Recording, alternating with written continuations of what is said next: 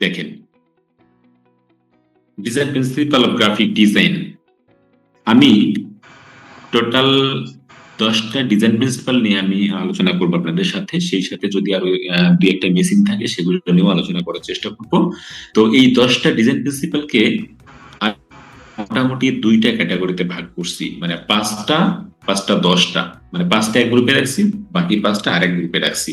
তো প্রথম যে পাঁচটা রাখছি সেই পাঁচটার ইম্পর্টেন্স আমার কাছে কেন জানি মনে হয়েছে যে এই ডিজাইন প্রিন্সিপাল, এই পাঁচটা ডিজাইন প্রিন্সিপাল মনে হয় বাকি ডিজাইন প্রিন্সিপাল গুলোর চেয়ে একটি বেশি গুরুত্বপূর্ণ, একটি বেশি স্পেশাল বা খুব বেশি জানা উচিত আমি মনে করেছি। তাই আমি এগুলো একটু আলাদা করে সাজিয়েছি। হ্যাঁ, তো এর মধ্যে প্রথম যে পাঁচটা, সে পাঁচটা হচ্ছে alignment, balance, contrast, emphasis, hierarchy. পাঁচটা: alignment, balance, contrast, emphasis, hierarchy. আচ্ছা, এই যে অ্যালাইনমেন্ট, অ্যালাইনমেন্ট বলতে আমরা আসলে কি বুঝি?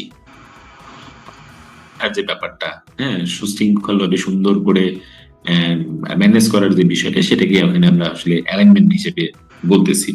এরই আছে অ্যালাইনমেন্ট। সেই সাথে এখানে ব্যালেন্স বলতে আমরা আসলে কি বুঝি? ব্যালেন্স ধরেন এক পাশে যদি আমি 1 কেজির একটা কিছু রাখি, আরেক পাশে আধা কেজি, যদি জিনিসগুলো ছোট হয় ওই 1 কেজি সমপরিমাণ মানে দিয়ে ভরে রাখবো সাইডে আর কি। বোঝায় ব্যালেন্স, ভারসাম্য। গুড। ব্যালেন্স বলতে ভারসাম্যটাকে বোঝাচ্ছে, যে আমরা যখন ডিজাইন করতেছি সেই ডিজাইনটা অবশ্যই সেটার ভারসাম্যটা ঠিক রাখতে হবে, তাই না?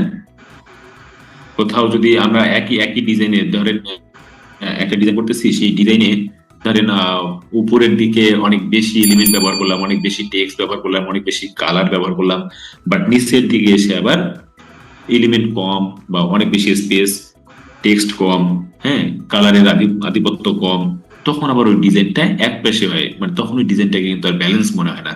মনে হচ্ছে কি ডিজাইনটার মধ্যে কি যেন একটা সমস্যা, কিন্তু সমস্যাটা বুঝতে পারি না আসলে কি সমস্যা, বাট দেখতে ভালো লাগে না। এত কিছু করলাম কিন্তু দেখতে ভালো লাগে না।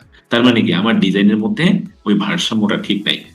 উপরের দিকে অনেক বেশি এলিমেন্ট হয়ে গেছে, অনেক বেশি কিছু হয়ে গেছে, বা নিচের দিকে ফাঁকা পড়ে গেছে, তখন আমার ডিজাইনটা দেখতে ভালো লাগে না। তো এই যে ম্যানেজ করার যে বিষয়টা, সব দিকে মেনটেন করে ডিজাইনটা করা, সেটাকে আমরা এখানে বলতেছি ব্যালেন্স করা, তাই না?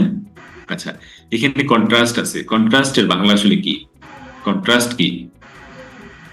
আচ্ছা, ডিজাইনে আসলে কন্ট্রাস্ট বলতে আমরা ওটাই বুঝি যে ডিজাইনটাকে কিভাবে আমরা ফোকাস করতে পারি, ডিজাইনটাকে কিভাবে আমরা দৃষ্টি আকর্ষণ করতে পারি, এই ধরনের কোনো কিছু করাকে, বা এটাকে মানে একটা ডিজাইনটাকে জোর দিয়ে ফুটিয়ে তোলা, বা এটাকে আরো বেশি কি বলে দৃষ্টিগোচর করানোর ক্ষেত্রে যেটা করি আমরা, সেটাকে আমরা আসলে কন্ট্রাস্ট বলে থাকি। আমরা দেখবো, আমরা এক্সাম্পল সহ আমরা অনেক কিছু দেখবো, দেখলে আমরা হয়তো আরো বিষয়টা ক্লিয়ার হয়ে যাবো। হ্যাঁ, আচ্ছা, এখানে এমফেসিস আছে। এমফেসিস মানে কি? এটা আছে হায়ারার্কি। হায়ারার্কি হচ্ছে কি? অনুক্রম বা ক্রমানুসারে সাজানোর যে ব্যাপারটা, ইম্পর্টেন্স অনুযায়ী সাজানোর যে ব্যাপার সেটাকে বলতেছে এখানে হায়ারার্কি। অর্থাৎ যেটার যেরকম ইম্পর্টেন্স, মানে গুরুত্ব যার বেশি তাকে আরো বেশি হাইলাইট করা, যার গুরুত্ব কম তাকে আর একটু কম হাইলাইট করা। এই যে মানে কি বলে, গুরুত্ব অনুযায়ী টপিক গুলাকে সাজানোর যে ব্যাপারটা, সেটাকে এখানে বলা হচ্ছে হায়ারার্কি। আচ্ছা, আমরা বিস্তারিত দেখি আরেক। এখানে পরের যে 5টা এলিমেন্ট ডিজাইন প্রিন্সিপাল আছে, সেই পরের 5টা প্রিন্সিপাল হচ্ছে, একটা হচ্ছে রিপিটেশন, একটা রিদম, একটা প্রপোর্শন, একটা প্রক্সিমিটি, আর একটা হচ্ছে ইউনিটি বা হারমোনি। আচ্ছা, এখানে রিপিটেশন বলতে হচ্ছে একই জিনিসের পুনরাবৃত্তি, যেটা আমরা করে থাকি, করে যে ডিজাইনের মাধ্যমে আমরা যেটা ব্যবহার করে থাকি আর কি মূলত, সেটাকে আমরা এখানে রিপিটেশন বলতেছি। আর রিদম বলতে ডিজাইনের মধ্যে মোটামুটি একটা মিল, একটা ছন্দ, বা একটা হচ্ছে কি বলবো, মানে ওই একজনের সাথে আরেকজনের যে মিলগত ব্যাপার স্যাপারটা থাকে, যেটাকে আমরা মানে বলে, মানে দেখতে মোটামুটি একই রকম হবে বা একই টাইপের, হ্যাঁ, একই সিস্টেমের, একই ওয়েতে, এইটাকে আমরা এখানে রিদম বলতেছি। হ্যাঁ, ডিজাইনের মধ্যে। এখানে প্রপোর্শন আছে, প্রপোর্শন বলতে অনুপাত, সেটা সমানুপাত বিভিন্ন ভাবে হতে পারে, এটা আমরা দেখবো এক্সাম্পল সহ। সেই সাথে এখানে প্রক্সিমিটি, প্রক্সিমিটি হচ্ছে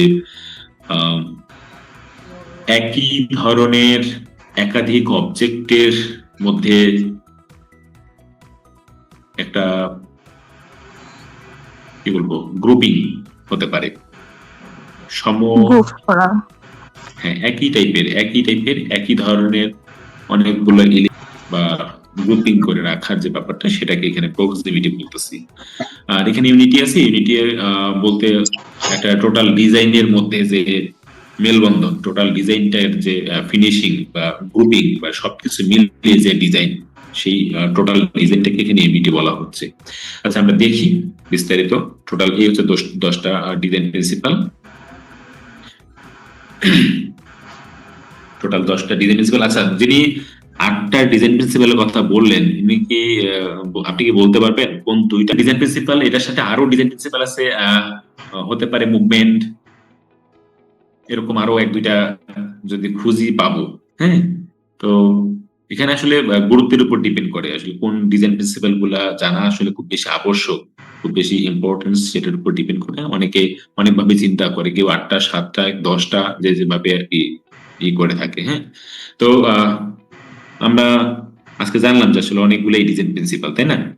তাহলে আমরা একটা একটা করে একটু দেখি যে আসলে এক্সাম্পল সহ কতটুকু বুঝতে পারি আর কি, আমরা দেখার চেষ্টা করি। আমরা তাহলে শুরু করি, প্রথম 5টা দিয়ে শুরু করি। প্রথম যে ডিজাইন প্রিন্সিপালটা আমরা আলোচনা করলাম সেটা হচ্ছে অ্যালাইনমেন্ট। এই অ্যালাইনমেন্টটা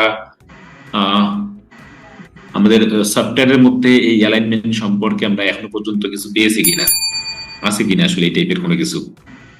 আছে স্যার, অ্যালাইনমেন্ট আছে, তাই না? আমাদের অ্যালাইনমেন্ট, কিন্তু এই অ্যালাইনমেন্ট আপনি যদি MS Word, Excel, PowerPoint ব্যবহার করেন, সেখানেও অ্যালাইনমেন্টের একটা ব্যবসা থাকে, তাই না? তারপরে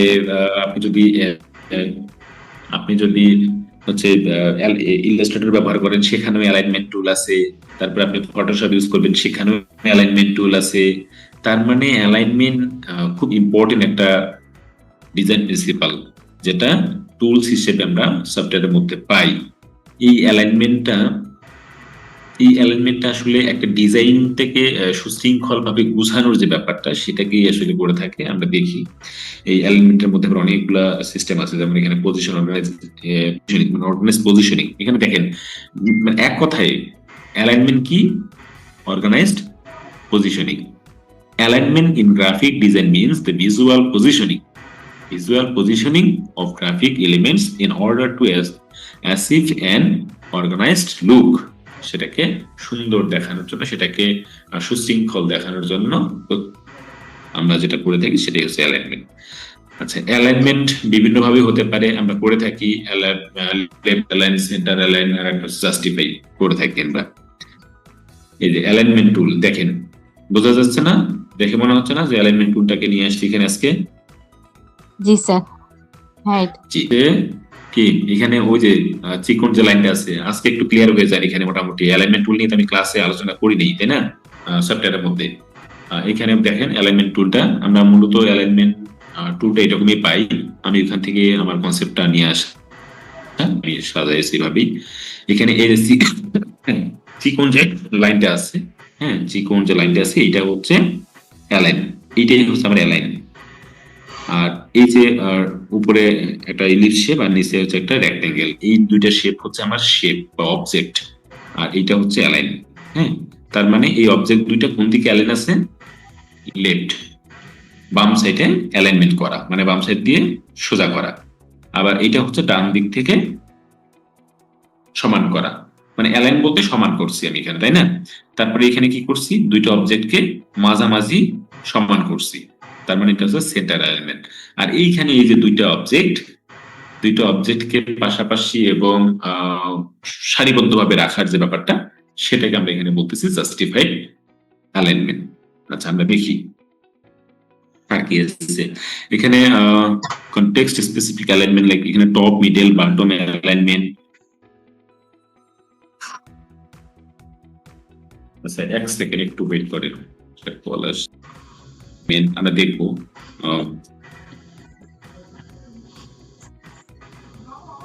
এই দেখেন বেসলাইন অ্যালাইনমেন্ট যেটা হয় সেটা হচ্ছে এই যে দেখেন এটা লাইনে আসলো না, এই যে টেক্সটের সাথে শেপের যে অ্যালাইনমেন্টটা, এখন এখানে যে অ্যালাইনমেন্টটা দেখাচ্ছে সেটাই কিন্তু বেসলাইন অ্যালাইনমেন্ট। হ্যাঁ,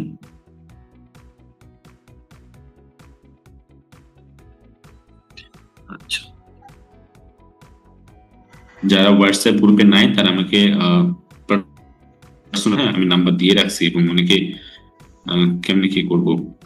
আচ্ছা ঠিক আছে, দেখেন এখন এখানে যে লাইনটা আসলো ওই যে টেক্সটের মধ্যে আমরা মনে আছে আপনারা যখন আপনারা করছেন কিনা জানি না, আমরা যখন ছোটবেলায় পড়াশোনা করতাম তখন তো ওই ইংলিশ খাতা আলাদা করে মার্জিন টানা ছিল, 4টা করে লাইন টানা থাকে, সেখানে জি স্যার। মাঝখানে লাইন ধরে আমাদের হচ্ছে লিখতে হতো, তাই না? জি স্যার। ইংলিশ খাতার মধ্যে তো উপরের জি, দিকে বড় হাতের যে লেটার গুলো সেগুলো উপরের দিকে তাইতো, আর হচ্ছে ছোট হাতের যেগুলো থাকে লিস্টে যা থাকে সবগুলো নিচের দিকে নামতো, এবং মাঝখানে যে মাঝখানে যে লাইনটা ছিল সেটাকে আমরা মানে ওইটাকে বেস করে আমরা কিন্তু লিখতাম, মানে ওইটা ছিল আমাদের বেস লাইন।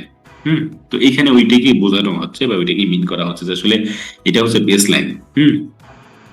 এই অ্যালাইনমেন্টের ক্ষেত্রে আমরা যখন একটা টেক্সট বা একটা শেপের সাথে যখন অ্যালাইন করি তখন হচ্ছে বেস লাইন হিসেবে আমরা এই লাইনটাকে চিন্তা করে থাকি, ওইটা হচ্ছে বেস লাইন অ্যালাইনমেন্ট।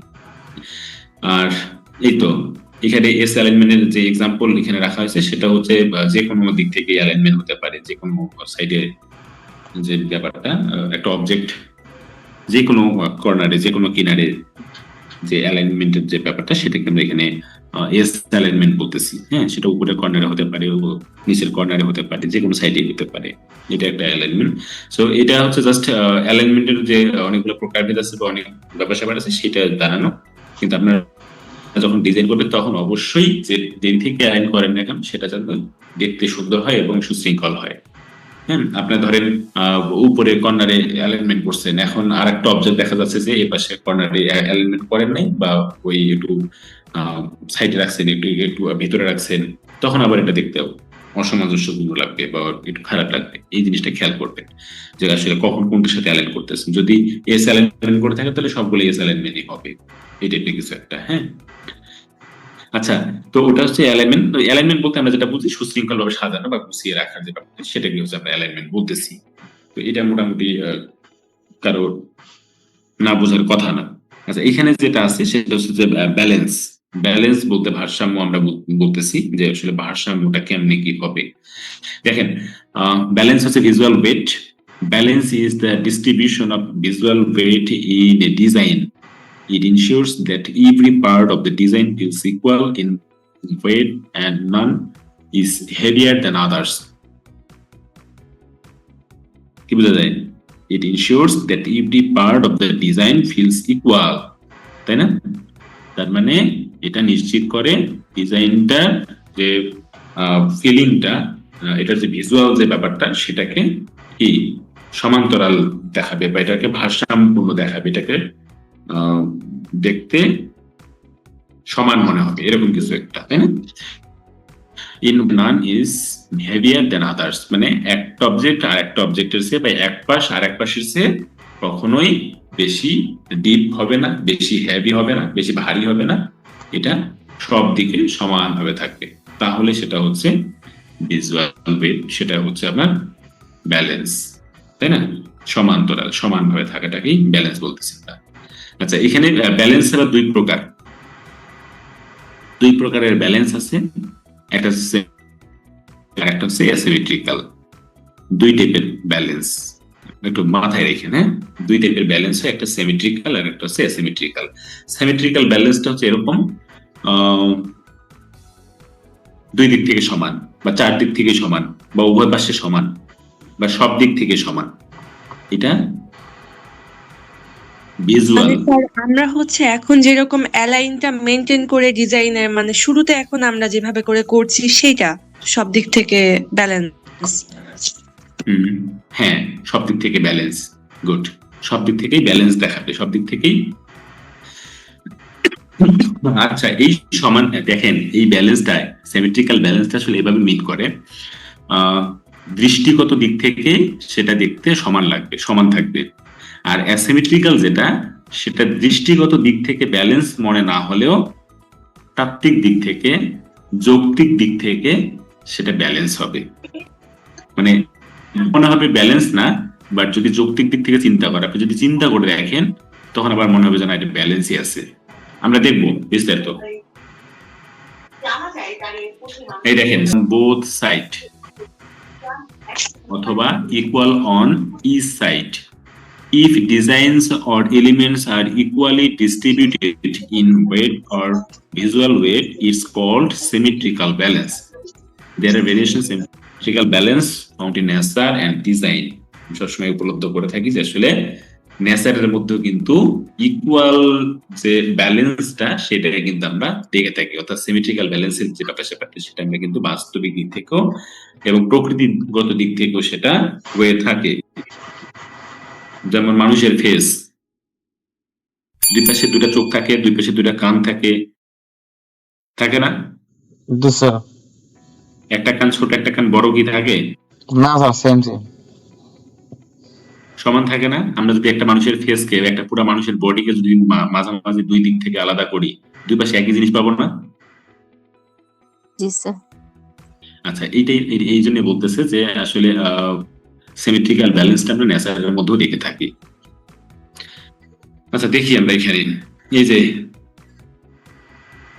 প্রজাপতি এক্সাম্পল, প্রজাপতিটাকে যদি আমরা মাঝামাঝি যদি ডিভাইড করি আমরা কিন্তু দুই পাশে একই রকম জিনিস পাবো। এই যে দুই পাশে একই রকম জিনিস, একই রকম পার্ট, একই রকম দেখতে, এইটাকে বলতেছে সিমেট্রিক্যাল ব্যালেন্স, মানে বোথ সাইড সমান। আচ্ছা এখন এটা তো লেফট সাইড এবং রাইট সাইড সমান, তাই না? যেহেতু এটা একটা প্রজাপতি, এই প্রজাপতিটা মাথার দিক কোনটা আর পিছনের দিক কোনটা সেটা তো আমরা ভালো করে জানি, এই জন্য আমরা এটাকে আমরা কিন্তু উপর থেকে নিচে পর্যন্ত, যেহেতু প্রজাপতিটা উপরে নিচে মানে ওইভাবে বসানো সেভাবে আছে। আমরা এখানে আরেকটা এক্সাম্পল দেখবো। যদি প্রজাপতিটা এবার এইভাবে দেখানো হয় দেন আমরা কি করব, আমরা কি বুঝবো এটা কি সিমেট্রিক্যাল না সিমেট্রিক্যাল নয়? এটা কি সিমেট্রিক্যাল নাকি সিমেট্রিক্যাল নয়? এটা সিমেট্রিক্যাল। এটাও সিমেট্রিক্যাল, তাই না? জি স্যার। কি কনফিউশন আছে? স্যার ভার্টিক্যাল গুড গুড, এটা হচ্ছে ভার্টিক্যালি সিমেট্রিক্যাল। মানে সিমেট্রিক্যাল এখানে কি বলা হয়েছে যে সিমেট্রিক্যালটা শুধুমাত্র যে লেফট এবং রাইট সাইডে হবে বিষয়টা কিন্তু এমন না। সিমেট্রিক্যাল হবে হচ্ছে বোথ সাইড সমান, সেটা হতে পারে উপরে নিচে, হতে পারে ডানে বামে, হতে পারে উপরের কর্নার থেকে নিচের কর্নার, তাই না? তাহলে প্রজাপতিটা ঘুরাই দিলেন কেন? প্রজাপতিটা ঘুরাই দিলাম যে আপনার চিন্তাটা ঘুরে কিনা, আপনি ঘুরাইয়া চিন্তা করতে পারেন কিনা। আপনি আবার ওই এর আগে যেভাবে দেখাইলাম ওভাবে যদি চিন্তা করেন তাহলে কিন্তু এটা সিমেট্রিক্যাল হবে না। আপনি যদি এখন মাঝামাঝি লেফট রাইট সেপারেট করেন তাহলে কি আপনি সিমেট্রিক্যাল পাবেন? না, মাথার দিক আলাদা পাবেন আর হচ্ছে পিছনের দিক আলাদা পাবেন, তাই না? তাহলে তখন এটা কিন্তু সিমেট্রিক্যাল হবে না। সো আপনি যখন একটা ডিজাইন, আপনি যখন একটা কিছুকে দেখবেন তখন অবশ্যই সিমেট্রিক্যালটা শুধু এক সাইড দিয়ে চিন্তা করবেন না, আপনি সর্বোপরি চিন্তা করবেন যে আসলে এটা সিমেট্রিক্যাল আছে কিনা, এটা ব্যালেন্সটা আসলে হয়েছে কিনা, এইটা হচ্ছে একটা বিষয়। তার মানে যে কোনো এক সাইডে রাখবো। যে কোনো হ্যাঁ দৃষ্টিগত দিক থেকে বোথ সাইড, সেটা উপরে নিচে হতে পারে, আপ মানে এটা লেফট রাইট হতে পারে। আপনাকে সিমিলার থাকলে বা এটা ভারসাম্যটা ঠিক থাকলে আপনাকে বুঝতে হবে যে না হ্যাঁ এটা ডিজাইনটা ঠিক আছে, এবং এটা আপনাকে ওই বুঝতে হবে না, আপনি যখন ওভাবে সাজাবেন তখন আপনি নিজেই বুঝবেন যে আসলে ডিজাইনটার মধ্যে একটা সামঞ্জস্যতা চলে আসছে। এটা হচ্ছে বিষয়। আচ্ছা এখানে আমরা দেখি আরো এক দুইটা উদাহরণ। ধরেন এইটা চারটা স্কোয়ার শেপ। এবার আপনি উপরে নিচে যে দিক থেকে চিন্তা করেন না কেন এটা কিন্তু সিমেট্রিক্যাল, তাই না? সব দিকে সমান না? জি স্যার। সব দিকে সমান, আপনি যে দিক থেকে চিন্তা করেন এটা সব দিকেই সমান আসবে। মানুষের ফেস, মিরর সিমেট্রি, কি বোথ সাইড সমান, এটা হচ্ছে সিমেট্রিক্যাল ব্যালেন্সের এক্সাম্পল। এখানে আরেকটা এক্সাম্পল রাখা হয়েছে, আপনি এখানেও ঠিক এই যে ধরেন এটাই আমার ডিজাইন, And এই ডিজাইনটাকে আপনি যেদিক থেকে চিন্তা করেন না কেন আপনি সিমেট্রিক্যালি হবে, যেদিক থেকে সেপারেট করেন সিমেট্রিক্যালি পাবেন, এই পাশে যা পাবেন ও পাশেও তাই পাবেন। যদি কোনাকুনি চিন্তা করেন তাও কিন্তু বোথ সাইড একই জিনিস পাবেন, পাবেন না? জি স্যার, তাহলে এটাও হচ্ছে কি সিমেট্রিক্যাল। Symmetrical balance. এইটা রেডিয়াল সিমেট্রি, এটাও হচ্ছে সিমেট্রিক্যাল রেডিয়াল সিমেট্রি, অর্থাৎ এটাও হচ্ছে সিমেট্রিক্যাল ব্যালেন্স। ব্যালেন্স। মানে এটা হচ্ছে সব দিকেই সমান, মানে রেডিয়াল সিস্টেম, তাই না? সব দিকে সমান, এটাই হচ্ছে সিমেট্রিক্যাল ব্যালেন্স। আচ্ছা, তাহলে ওইটা যদি সিমেট্রিক্যাল ব্যালেন্স হয় তাহলে এবার আমরা অ্যাসিমেট্রিক্যাল ব্যালেন্সটা আসলে কি সেটা একটু দেখবো। অ্যাসিমেট্রিক্যাল ব্যালেন্স কিভাবে, এখানে কি বলতেছে? Not equal but balanced, not equal but balanced, মানে দেখে সমান থাকবে না, সমান মানে দেখে বোঝার উপায় নেই যেটা সমান, বাট আমরা যদি চিন্তা করি তাহলে সমান মনে হবে। এখানে দেখি, এটা বলছে কি asymmetrical balance is a type of visual balance in design where elements on either side of the layout are not same but they are balanced by visual weight. There are lots of asymmetrical balance found in nature and design. দেখি কি আছে asymmetrical balance এ visual wait, colour, scale এবং quantity বিভিন্ন ভাবেই balance হতে পারে। সেটা হতে পারে ওয়েটের মাধ্যমে, ভিজুয়াল ওয়েটের মাধ্যমে, হতে পারে কালারের মাধ্যমে, হতে পারে স্কেল বা কোয়ান্টিটির মাধ্যমে। এক্সাম্পল দেখি, এইখানে দেখে কি বোঝা যায়, কি বুঝতেছেন বলেন? কি রাখছি, কি দেখতে পাচ্ছেন বলেন তো? স্যার দুইটা স্যার, অসমান। একটা হলো হালকা কালার আর একটা গাঢ় কালার। একটা গাঢ় কালার, একটা হালকা কালার, একটা বড় একটা ছোট, তাই না? জি স্যার, জি। বড়টা হালকা কালার, তার একই আছে, ছোট বড় হলেও শেপটা তো এক, গোল আকৃতি এক, সেদিক থেকে কিন্তু চিন্তা এটা করলে তো আপনি অ্যালাইন যখন করতে যাবেন, অ্যালাইন তো করতে পারবেন না, তাই না? ডানে করতে গেলে বামে ফাঁকা হয়ে যাবে, উপরে করতে গেলে নিচে ফাঁকা হয়ে যাবে, এই জন্য এটা অ্যাসিমেট্রিক্যাল। আচ্ছা বলেন, তারপর আর কি কি বলবেন? করতে পারতেছেন না, হ্যাঁ, বা ওইরকম কোনো ওয়ে নাই, বাট আপনার আর একটা এলিমেন্ট আছে যেটাকে আপনি বড়ও করতে পারতেছেন না, ওইখানে আর জায়গাও নাই, বাট আপনাকে ওই জিনিসটাও, মানে এই শেপটা যেভাবে গুরুত্ব পাচ্ছে বা এই এলিমেন্টটা যেভাবে গুরুত্ব পাচ্ছে, আমার ওই ছোট্ট জায়গার মধ্যে ওই এলিমেন্টটাকেও একইভাবে হাইলাইট করতে হবে। তখন আপনি কি করবেন আসলে? তখন আপনি এটাই করবেন যে ওই অবজেক্টটার কালার কন্ট্রাস্ট হতে পারে, মানে সেটা শুধু কালার না, অন্য যে কোনো ভাবেই সেটাকে হাইলাইট। আমরা অনেক সময় করি না, একটা এলিমেন্টকে ধরেন কোনো একটা পিছনে, তার পিছনে কোনো শেপ বা অন্য কোনো কিছু দিয়ে বা কালার একটু মানে অন্য কোনো ভাবে মানে হাইলাইট করার চেষ্টা করি আর কি, হ্যাঁ, ডিজাইনে। যেমন রিবনের মধ্যে অনেক সময় আমরা অনেক টেক্সট রেখে দিই। এই যে বিষয়গুলো করি, এইগুলো করার কারণটাই হচ্ছে ওই জায়গাটাকে, ওই অংশটাকে, ওই অবজেক্টটাকে কিভাবে আমি দৃষ্টিগোচর করতে পারবো, কিভাবে এটাকে আরো বেশি হাইলাইট করতে পারবো, এইটা করার মাধ্যমে আমরা আসলে ব্যালেন্স করার চেষ্টা করি। তো এখানে বিষয়টাই এটাই আসছে এখানে, যে আসলে আমরা ছোট অবজেক্ট হলে সেটাকে আমরা কি করব, কালারের মাধ্যমে বা অন্য কোনো ভাবে সেটাকে আরো হাইলাইট করা যায় কিনা সেটা চেষ্টা করবো, দেন ওইটাকে ব্যালেন্স দেখাবে। আচ্ছা আমরা দেখি এখানে একটা এক্সাম্পল দেখবো। ভিজুয়াল ওয়েটেড, এখানে একটা কি দেখতে পাচ্ছেন বলেন? ধরেন একটা ডিজাইন, ধরেন এটা একটা বুক কভার ডিজাইন। জি স্যার। এখানে আসলে অ্যাসিমেট্রিক্যাল ব্যালেন্সের একটা এক্সাম্পল আপনাদেরকে দেওয়া হয়েছে। এইখানে এই জিনিসটা বোঝানো হয়েছে, দুইটা জিনিস এখানে বোঝানো হয়েছে। একটা হচ্ছে একটা ব্যাকগ্রাউন্ডে একটা সিনারি আছে, সেটা ঠিক আছে।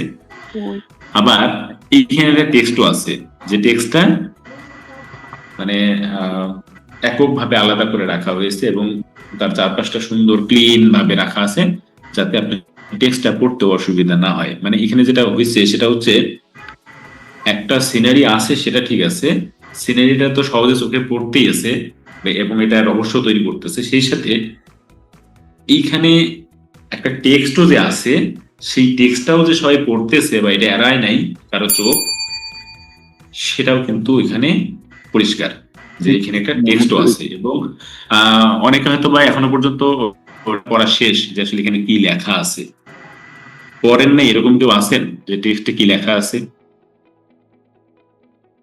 পড়েছি স্যার। অনেকেই পড়েছি আসলে। এখানে ব্যালেন্সটা আসলে এভাবেই করা যে আপনি যখন এরকম কমপ্লিকেটেড বা অর্থবহ বা অনেক ডিপলি থিঙ্কিং করা যায় এই ধরনের কোনো অবজেক্টের উপর আপনি আপনার অন্য কোনো অবজেক্ট রাখবেন, ইম্পর্টেন্স যদি সেটা থাকে, তাহলে এমন একটা জায়গায় রাখবেন যেটা কখনোই কারো চোখ না এড়ায়।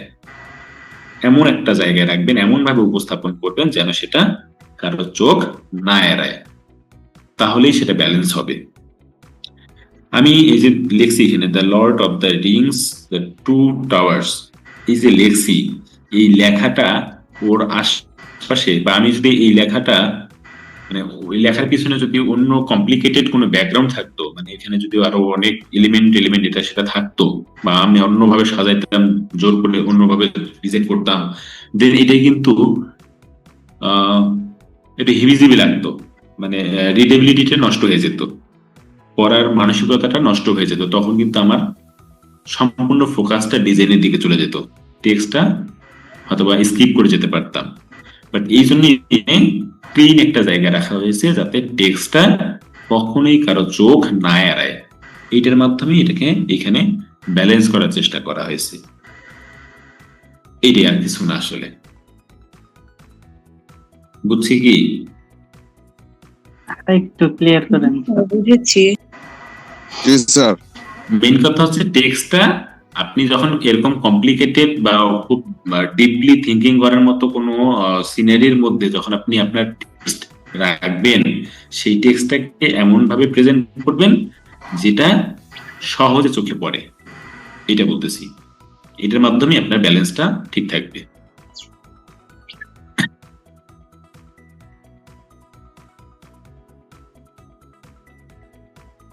বাই স্কেল অর কোয়ান্টিটি, খেয়াল করেন।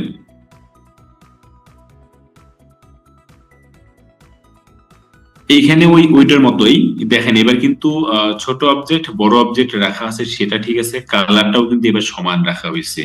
এইখানেও যে কালার আছে ওইখানেও সে কালার আছে, বাট এইখানে আবার চেষ্টা করা হয়েছে কোয়ান্টিটির মাধ্যমে, মানে ছোট যেহেতু সেহেতু এখানে শেপের সংখ্যা বাড়িয়ে দেয়া, যাতে এইটার ব্যালেন্সটা ঠিক থাকে। মানে আমি যাতে বড় শেপটার দিকে তাকালে ছোট তিনটা, এখানে তিনটা শেপ আছে, এবার এটাও যাতে আপনাকে ভাবায় যে আসলে এখানে আবার তিনটা শেপ কেন। হ্যাঁ, তিনটা শেপের মাধ্যমে মানে ব্যালেন্স করার চেষ্টা করা হয়েছে, মানে কোয়ান্টিটির মাধ্যমে এটাকে ব্যালেন্স করার চেষ্টা করা হয়েছে, এই আর কি।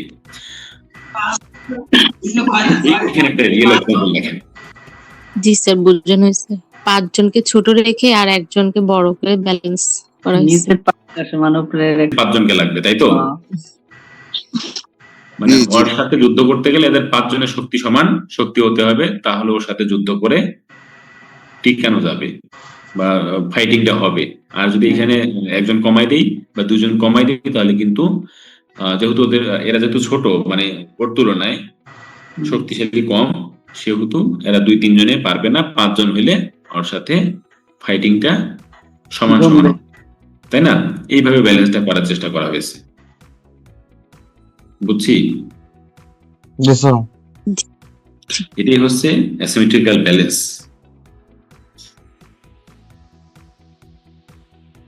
আচ্ছা,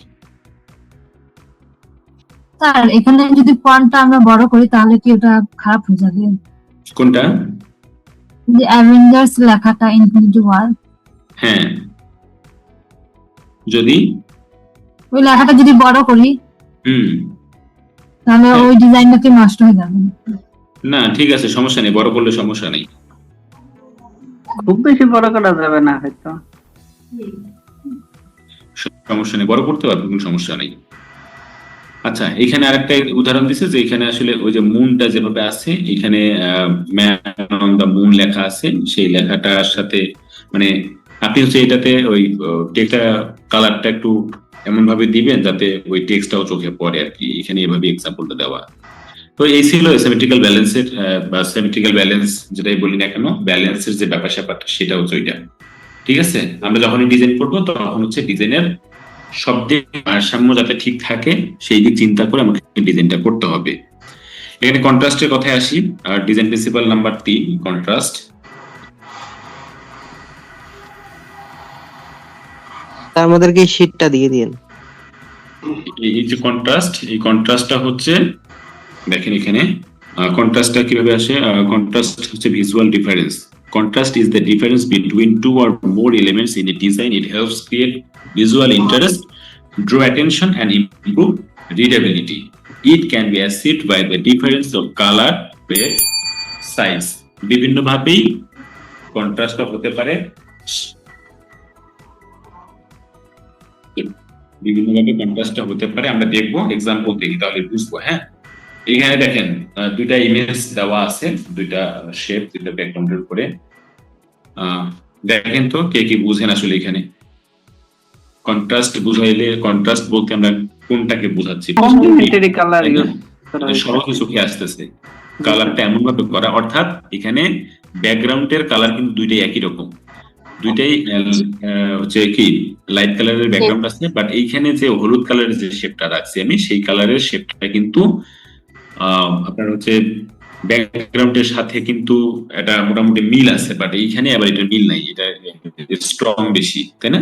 কারণ কালারের ঘনত্বটা অনেক বেশি, যার কারণে এটা সহজে চোখে পড়তেছে। এই যে চোখে পড়তেছে বা এটা এই যে হাইলাইটেড ব্যাপারটা, এটাকে আমরা আসলে কন্ট্রাস্ট বলে থাকি। রিডেবিলিটির দিকে যদি তাকাই, মানে পড়ার আপনি পড়তে পারতেছেন এটা just for testing the readability and testing the legibility. অথচ এই একই সমান টেক্সট কিন্তু এ পাশেও রাখা হয়েছে একই মানে এখানে ইয়েলো কালারে, কিন্তু এই টেক্সট কিন্তু পড়তে গেলে অনেক বেশি কষ্ট হচ্ছে, তাই না? জি স্যার, ডান পাশেরটা দূর থেকেও পড়া যাবে, দূর থেকেও পড়া যাবে, বাট বাম পাশেরটা পড়তে পারবে না। কেন? পড়া যাবে না। কারণ এখানে কালার কন্ট্রাস্টটা কম আর এখানে কালার কন্ট্রাস্ট অনেক বেশি। বেশি লাইট কালারের উপর লাইট কালারের ব্যাকগ্রাউন্ড, আর এখানে হচ্ছে লাইট কালারের উপরে ডার্ক কালারের ব্যাকগ্রাউন্ড।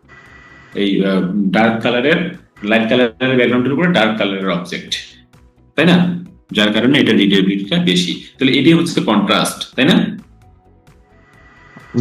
আমরা যখন ডিজাইন করব, তার মানে এটা মিন করতেছে এরকম, যখন আমরা যখন ডিজাইন করব অবশ্যই লাইট কালারের ব্যাকগ্রাউন্ডের উপরে ডার্ক কালারের অবজেক্ট ব্যবহার করব, এবং ডার্ক কালারের ব্যাকগ্রাউন্ডের উপরে লাইট কালারের অবজেক্ট ব্যবহার করব। মানে বিপরীতমুখী হতে হবে, তাহলে কন্ট্রাস্ট ভালো থাকবে এবং সেটা রিডেবিলিটিটা সহজ হবে। ক্লিয়ার? ওকে,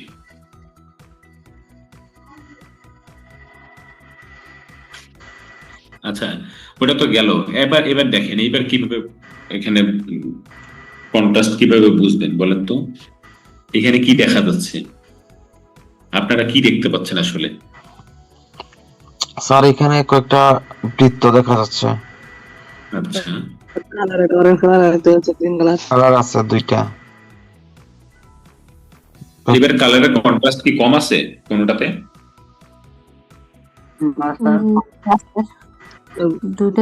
একটা তো মনে হয় কম মনে আছে, নিচে আর অরেঞ্জটা একটু কন্ট্রাস্ট বেশি আছে। স্যার এটা এখানে স্যার মনে হয়, আমার মনে হয় দুইটাই মনে হয় সেম কন্ট্রাস্ট, শুধু মানে কালারের ভিন্নতার কারণে, মানে ওইটা হচ্ছে এক কালার আর ওইটা আরেক কালার, এই জন্য মানে এইটা হইতে পারে। এইখানে যে একটা অবজেক্ট ছোট, এইটা কি ভাবাচ্ছে না? জি স্যার, এখানে একটা ছোট, এই জিনিসটা কি মাথার মধ্যে ঘুরপাক খাচ্ছে না যে এইখানে এইটা আবার ছোট কেন? তো ছিলেন তো সেই জন্য কালারটাই বেশি মানে ও মানে এটা অবজেক্ট একটা যে ছোট রাখছি এটা মাথায় ঢোকে নাই। না। আচ্ছা, ঠিক আছে। দেখেন এখানে কন্ট্রাস্ট কিন্তু কালার কন্ট্রাস্টের কথা যদি আমরা আসি, এবার কিন্তু কালার কন্ট্রাস্ট দুইটাতেই সমান আছে। মানে ওইটা যেভাবে ফোকাসে আসছে, যেভাবে চোখে পড়তেছে, এই শেপগুলো কিন্তু একইভাবে চোখে পড়তেছে। এবার কিন্তু কালার কন্ট্রাস্টটা ঠিক আছে। হ্যাঁ, বাট সমস্যাটা হচ্ছে এই যে একটা অবজেক্ট ছোট, এই ছোট হওয়ার কারণে আপনাকে এই জিনিসটা এবার ভাবাবে যে আসলে এইটা আবার ছোট কেন, এইটা কেন রাখছে, এইটার কাহিনীটা কি, এটার কারণটা কি। এই যে আপনি অ্যাটেনশনটা দিচ্ছেন, আপনি অ্যাটেনশনটা এখানে দিবেন বা এটা নিয়ে আপনি ভাববেন, এটা নিয়ে একটা কৌতূহল তৈরি করবে, এইটাই হচ্ছে কন্ট্রাস্ট। তার মানে এখানে 6টা শেপের মধ্যে ওই একটা শেপ ছোট হওয়ার কারণে আপনার এই ডিজাইনের মধ্যে আপনার হচ্ছে কৌতূহলটা তৈরি হবে যে এইটা কেন ছোট। এইটা ভাবতে গিয়েই আপনার হচ্ছে পুরো দৃশ্যটা বা পুরো ডিজাইনটা আপনি হচ্ছে অনেকক্ষণ ধরে দেখবেন। জি স্যার, ছোটটাতে হাইলাইট করছে আর কি। হ্যাঁ, তার মানে এখানে ডিজাইনে highlight আমাদের করা হয়েছে। এমন তার কিছু মানে রাখতে হবে good। তাহলে যেটা এখানে কন্ট্রাস্টটা স্কেল ছোট করে দিয়ে, জি স্যার, উপরেরটা এইটাই হচ্ছে কন্ট্রাস্ট নাই contrast। আর কি। হ্যাঁ, এটাই হচ্ছে কন্ট্রাস্ট, স্কেলের মাধ্যমে কন্ট্রাস্ট নিয়ে আসা। আচ্ছা, এমফেসিস দেখব আমরা। Emphasis, visual focus. Emphasis is the design principle that makes one element stand out more than the others. One element, emphasis মানে কি, কোন একটা স্পেসিফিক অবজেক্টকে হাইলাইট করা, সেটাই হচ্ছে emphasis. It draws the viewer's attention to the most important part of the design. ডিজাইনের মধ্যে যে পার্টটা সবচেয়ে বেশি ইম্পর্টেন্ট সেটা আপনাকে সহজে চোখে পড়বে, আপনাকে হচ্ছে আপনি সবচেয়ে বেশি দেখতে পাবেন, সেটাকে এখানে বলতেছে। সেটা হতে পারে কালারের মাধ্যমে, হতে পারে ওয়েটের মাধ্যমে, হতে পারে সাইজের মাধ্যমে। আমরা দেখি এক্সাম্পল। দেখেন এখানে কি দেখতে পাচ্ছেন, কিছু দেখতে পাচ্ছেন? জি স্যার। কি দেখতে পাচ্ছেন? বৃত্ত স্যার, বৃত্ত কতগুলি। তার ব্যাকগ্রাউন্ডে একটা প্যাটার্ন আছে মতো মনে হচ্ছে। একটা প্যাটার্ন আছে, কিন্তু প্যাটার্নের কালারটা একেবারে প্যাটার্নের মতো দেখা যাচ্ছে স্যার। প্যাটার্নের মতো দেখা যাচ্ছে, তাই না? অপাসিটি কমানো, মানে কন্ট্রাস্ট নাই, একেবারে কেমন জানি ঘোলা ঘোলা, তাই না? জি স্যার। তার এবার মানে ঠিক এটা আছে, কি আগের কন্ট্রাস্ট চেয়ে বাড়ানো এবার আছে, অপাসিটি। তাহলে এবার ইমপেসিসটা বেশি হইলো না? জি স্যার, এটা প্যাটার্নটাতে জোর দেওয়া হলো না এবার? অবশ্যই। জি। সহজে চোখে পড়তেছে, রিডেবিলিটি বাড়লো, বুড়া মানুষও দেখতে পাবে এখন। আচ্ছা, প্রথমে যদি এটা দেখাইতেন তখন আবার চিন্তা করতেন যে স্যার এটা দিয়ে আবার কি বোঝাচ্ছেন, বাট পরের বার যদি এটার কালার চেঞ্জ করে দিতাম একটা, তখন এটা এমফেসিস হইতো কিনা। জি স্যার, এইবার আপনাকে আরো ভাবাবে যে সবই ঠিক আছে, আবার একটা কালার আবার চেঞ্জ কেন। তার মানে এটাই এমফাসিস। কালার চেঞ্জ করার মাধ্যমে আপনি কিন্তু এমফেসিস। জি স্যার, ওই যে যেই কালারটা চেঞ্জ করলেন ওইটার উপরে এখন চোখ যাচ্ছে। হ্যাঁ, তখন এটা কিন্তু আপনার দৃষ্টি আকর্ষণ করতেছে। এইটাই হচ্ছে এমফেসিস। বিভিন্ন ভাবে আমরা এমফেসিস করতে পারি, সেটা কালারের মাধ্যমে হতে পারে, সেটা স্কেলের মাধ্যমে হতে পারে, বা বিভিন্ন ভাবে হতে পারে। আমরা আরেকটা এক্সাম্পল দেখি। এবার ওই জায়গাটা চোখে পড়তেছে না, দেখেন তো বারবার। জি স্যার। ছোট করে দেওয়ার কারণে ওইটাই কিন্তু চোখে পড়তেছে। তার মানে এটাও কিন্তু এমফেসিস তৈরি করতেছে স্কেলেবিলিটির মাধ্যমে। ছোট করে দেওয়াতে ওইটা আপনাকে ফোকাসে নিয়ে আসবে যে এটা কেন ছোট, বা এইটা আবার এমন কেন, এটা ভুল করে করলো নাকি ইচ্ছা করে করলো, এটাও আপনার ফোকাসটা নিয়ে আসতেছে, এটাও এমফেসিস। এবার সবগুলো এক পাশে ঠিক আছে, বাট একটা হচ্ছে ডিস্টেন্সে। আপনার কাছে মনে হতে পারে এটা মনে ভুল করে এটা এখানে রাখছে, বা ভুলবশত এখানে রেখে গেছে। এই যে এইটা আপনি চিন্তা করবেন, এটাই হচ্ছে এমফেসিস, ডিস্টেন্সের মাধ্যমে। আচ্ছা, এমফেসিসের এই একটা রিয়েল এক্সাম্পল।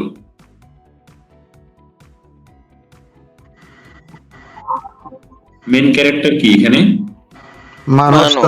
স্যার সাইডে চলে গেছে স্যার, একটু মিডলে দিলে হতো স্যার। হ্যাঁ, হয়েছে, বোঝা যাচ্ছে তো। মানে এই ম্যাচটা একটু সাইডে চলে গেছে, একটু মাঝখানে দিলে দেখা স্পষ্ট দেখা যেত। আপনার ডিসপ্লে জুম হয়ে আছে। না এই স্যারের ডিসপ্লে আমার ভাই ঠিকই আছে, এখনো জুম ইন আউট করি নাই আমি। ভাই ওইটা স্যার মনে হয় স্যার মনে হয় এখন মানে প্রেজেন্টেশন করতেছেন, সেই হিসাবে এরকম মনে হয় এখন মনে হয় আর হবে না, বুঝতে পারছেন? আমাদের তো আপনি কি সবকিছু দেখতে সমস্যা হচ্ছে আপনার? না স্যার দেখা যাচ্ছে তো ভালোই তো। না স্যার ঠিক আছে। সেটাই তো। আচ্ছা, এইখানে মানুষের ছবিটাই হচ্ছে মেইন ক্যারেক্টার, তাই না? এবং সেটা কিন্তু দেখেন, আমার পুরো ব্যাকগ্রাউন্ডের কালারটা কিন্তু ডার্ক কালার, মানে একই কালারের, মানুষের ক্যারেক্টারটা সহ কিন্তু সবটাই মোটামুটি একই কালারের।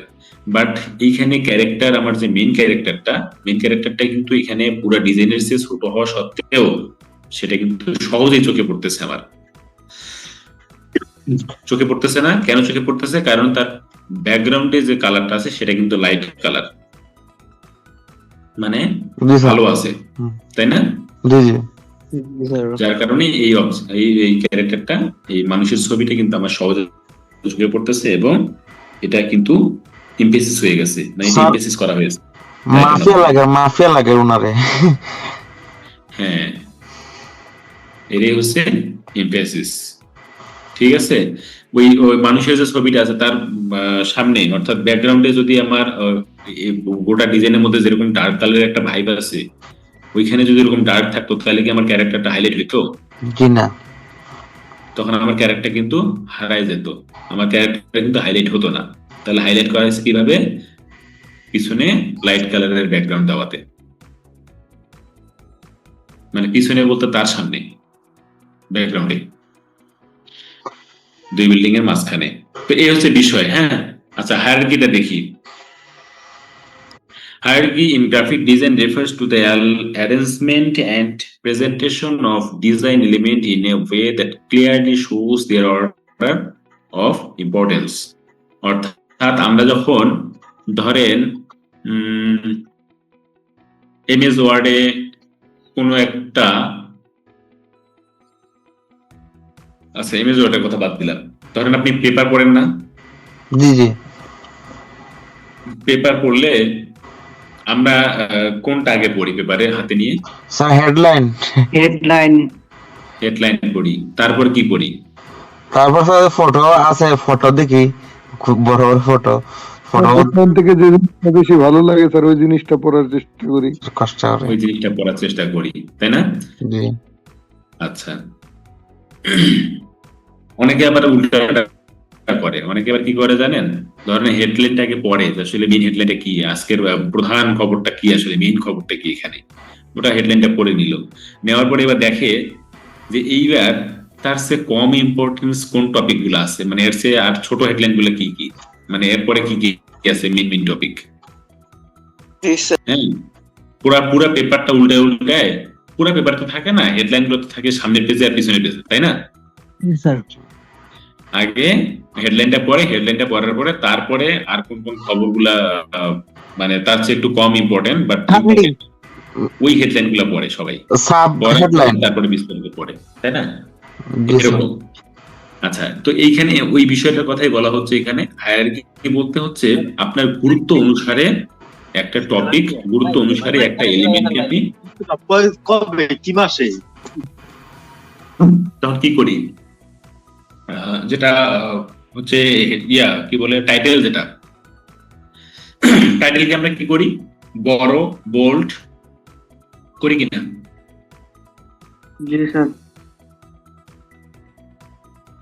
যেটা সাবটাইটেল করে থাকে, দেন পুরা পেপার জুড়ে যে বডি টেক্সট, সেই টেক্সট গুলা কিন্তু একই সাইজের পুরা পেপারে থাকে কিনা? তার মানে কি? তার মানে হচ্ছে গুরুত্ব অনুসারে হাইলাইট করা। এই যে গুরুত্ব অনুসারে হাইলাইট করার যে ব্যাপারটা, সেটাকে এখানে হায়ারার্কি বলতেছে। আপনার যে টপিকটা বেশি ইম্পর্টেন্ট সেই টপিকটাকে বেশি হাইলাইট করা, যেই টপিকটা তার চেয়ে একটু কম ইম্পর্টেন্ট সেটাকে আরেকটু কম হাইলাইট করা। এইভাবে সাজানোর যে ব্যাপারটা, সেটাকেই বলতেছি hierarchy.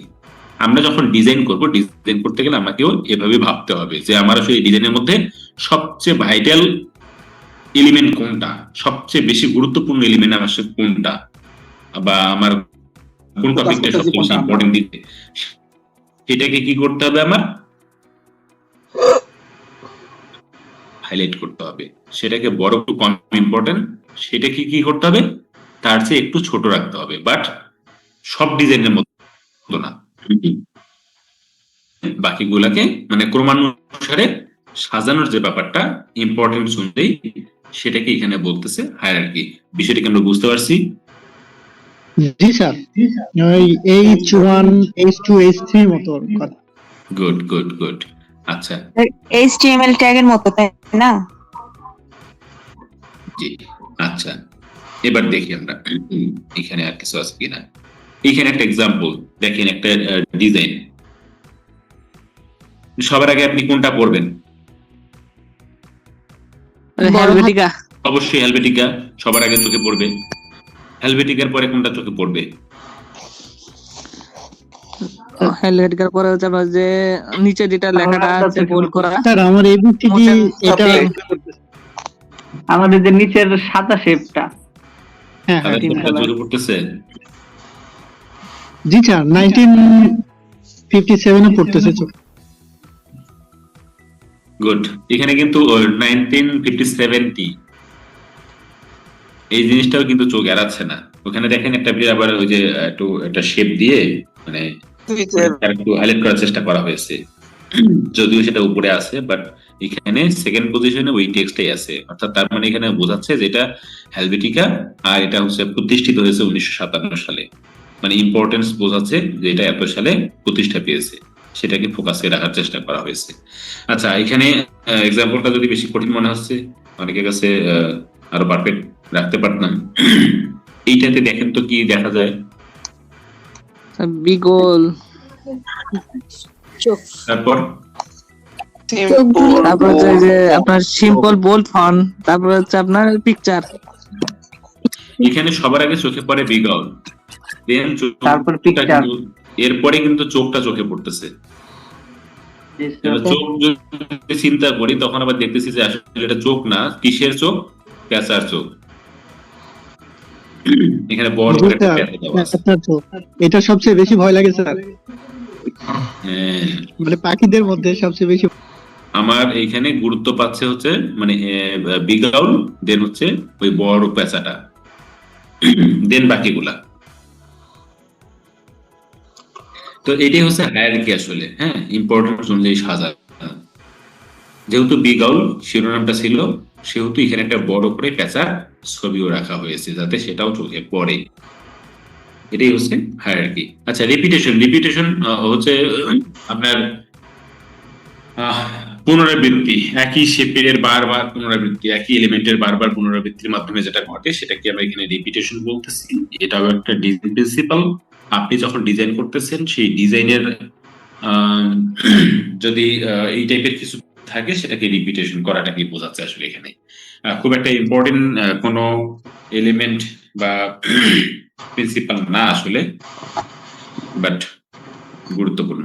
Repetition in graphic design means using the same or similar elements throughout a design to create consistency, unity and recognizability. ধারাবাহিকতা মেইনটেইন করা বা মেইনটেইন করতেছে, বা এটা একটা share object. Rhythm refers to repetition of object which similar to each other but not exactly the same। মানে repetition আর রিদমের মধ্যে মিল আছে ভালো। রিপিটেশন কি করে? একই জিনিস পুনরাবৃত্তি করতেছে। আর রিদম কি করে? সিমিলার টাইপের অবজেক্ট রিপিট করতেছে, এক্স্যাক্টলি সেম না বাট সিমিলার। এক্সাম্পল যদি দেখি, এই প্যাটার্নটা খেয়াল করেন, একটা শেপ আর একটা শেপের প্যাটার্নের সাথে কি মিল আছে আসলে? এক্স্যাক্টলি সবাই খেয়াল করেন। না স্যার, মিল নেই, বাট পুরাটাকে যদি চিন্তা করি তাহলে সুন্দর একটা টাইলস এর মতো লাগতেছে না? একই প্যাটার্ন, একই রকম লাগতেছে না? মনে একই জিনিস বারবার দিছে। Same but different. হ্যাঁ, সেম বাট ডিফারেন্স, তাই না? এটাই হচ্ছে রিদম, এটাই হচ্ছে ছন্দ, এটাই হচ্ছে মিল। আমরা যখন ডিজাইন করতেছি, ডিজাইন করার সময় আমরা যদি এই জিনিসটা খেয়াল করি যে ডিজাইনের মধ্যে ধারাবাহিকতা, কনসিস্টেন্সি যাতে ঠিক থাকে, মিল থাকে, তাহলেই সেটা দেখতে সুন্দর লাগবে, ডিজাইনটা প্রফেশনাল লুক দেখাবে। বিষয়টা বুঝতে পারছি? জি স্যার। বুঝে গেছে। জি স্যার, অবগত হয়ে ইয়ে স্যার, প্রপোর্শন হচ্ছে অনুপাত। দেখি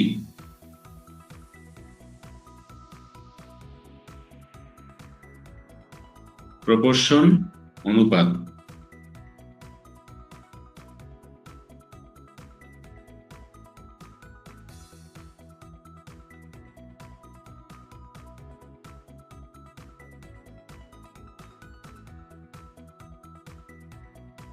আচ্ছা, প্রপোর্শন হচ্ছে অনুপাত। অনুপাতটা কেমন আমরা দেখি এখানে।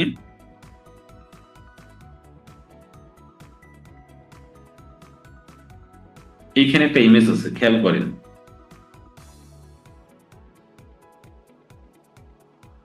কে বড় কে ছোট বলেন তো? বড় আর ছোট। আসলে কি বাঘ ছোট হয়, হরিণ বড় হয়? না না, স্যার, এটা সামনে থেকে ফটো তোলা হয়েছে, এই জন্য হরিণকে বড় মনে হচ্ছে। তার মানে এটার পজিশনটা মানে সামনে সামনের পিছনে দিকে। হওয়ার কারণে মনে হচ্ছে হরিণটাই বড়, বাঘটাই ছোট, তাই না? জি স্যার। G sir. বাট বাস্তবিক অর্থে যদি চিন্তা করি, বাঘটাই বড়, হরিণটাই ছোট হয় সচরাচর, তাই না? জি স্যার। আচ্ছা, এই যে বিষয়টা, এটাই আসলে প্রপোর্শন। মানে আপনার দূরত্ব অনুযায়ী, পজিশন অনুযায়ী ছোট জিনিস বড় দেখায়, বড় জিনিসটাকে ছোট দেখায়। এটি হচ্ছে প্রপোর্শন। আমরা যখন ডিজাইন করব, ধরেন একটা ডিজাইন করতেছি, একটা ডিজাইনে একটা মানুষ বা এই ধরেন এইরকমই, আপনি যখন ছবি একটা হরিণের সাথে রাখতেছেন, সেটা যদি কাছাকাছি রাখেন বা সামনে যদি রাখেন সেটা ঠিক আছে, তখন কিন্তু বাঘটা বড় হবে। বাট আপনি যখন এই বাঘটাকে দূরে বোঝাচ্ছেন, তখন সেটাকে ছোট করতে হবে, স্কেলেবিলিটি কমাই দিতে হবে। এটাকেই বলতেছে প্রপোর্শন, মানে অনুপাত। জি স্যার। এখানে আরেকটা ওই এক্সাম্পল যে রাস্তার একটা করছিলেন, যে সাদা সাদা এখানে শেপ দিয়ে। আরেকটা এক্সাম্পল দেখেন। মানুষের একটা ছবি দেখা যাচ্ছে, সেটা অনেক ছোট, তাই না? জি ছোট স্যার। হওয়াতে কি বোঝাচ্ছে? ছোট হওয়াতে সেটা মিন করতেছে যে সে অনেক দূরে আছে, তাই না?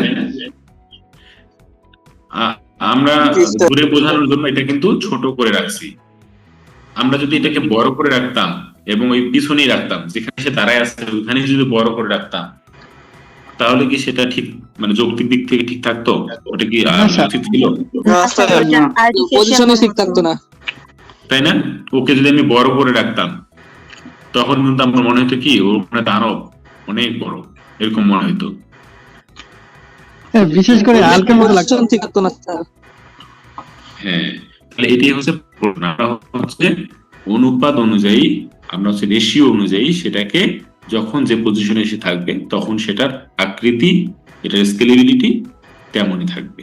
ছোট যদি দূরে থাকে তাহলে ছোট হবে, কাছে থাকলে সেটা বড় দেখাবে। এটাই হচ্ছে প্রপোর্শন। তাহলে আমরা যখন ডিজাইন এলিমেন্ট, যখন ডিজাইন সাজাবো, তখন আমাদেরকে ওইভাবে চিন্তা করতে হবে। ঠিক আছে? প্রক্সিমিটি হচ্ছে, দেখেন এখানে প্রক্সিমিটি রিলেশন অফ এলিমেন্টের মধ্যে সম্পর্ক, মিল।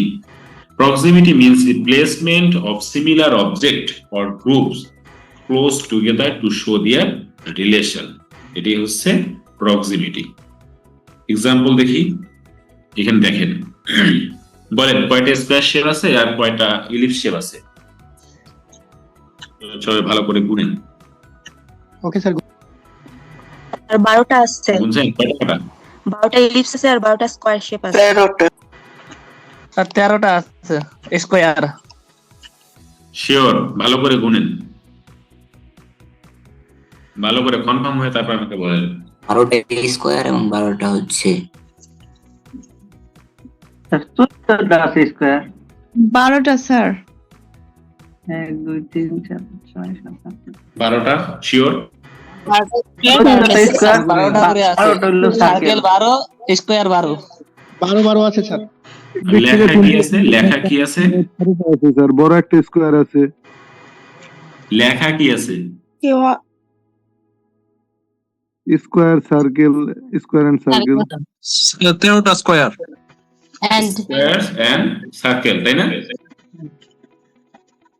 আচ্ছা, এইবার দেখেন।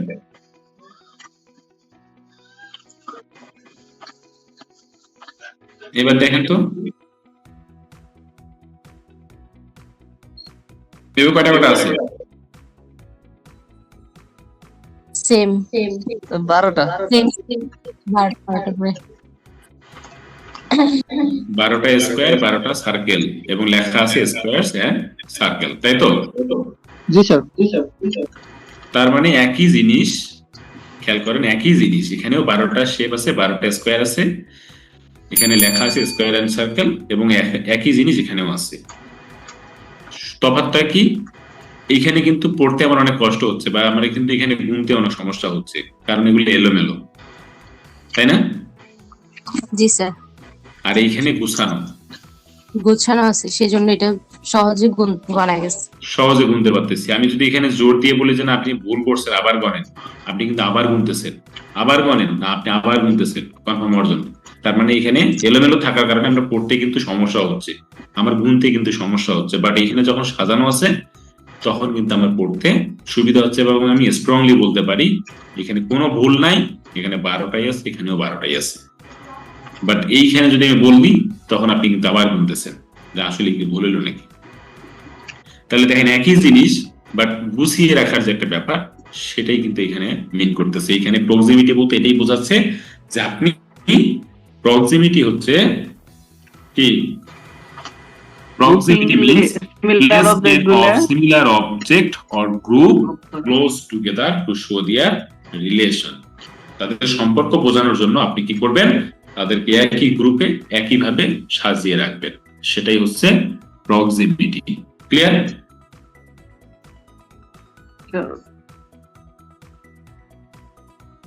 ওকে। 10 নম্বরে unity and harmony. Unity harmony বলতে ওই যে যেটা বললাম, পুরা ডিজাইন, পুরা সম্পূর্ণ একটা ডিজাইনকে যখন আমরা একীভূত করতেছি, একটাতে পরিণত করতেছি, তখন যে রূপটা তৈরি হচ্ছে সেটাই হচ্ছে ইউনিটি। ঠিক আছে? এটা আসলে বোঝার মতো কিছু নাই। তখন একটা ডিজাইন বানাইছেন, পুরো ডিজাইন যখন ফিনিশ করে ফেলছেন, সবগুলো এলিমেন্ট যখন রেখে আপনি একটা ডিজাইন ফাইনাল করছেন, তখন সেটাই হচ্ছে ইউনিটি। তো এই ছিল। এখন বলেন কারো কোনো প্রশ্ন আছে? এই জিনিসগুলো যখন মেনটেন করবে তখন আপনার ডিজাইনটাও সুন্দর এবং আপনার ডিজাইনটাও আকর্ষণীয় হবে এবং অর্থবহ হবে। বুঝতে পারছেন?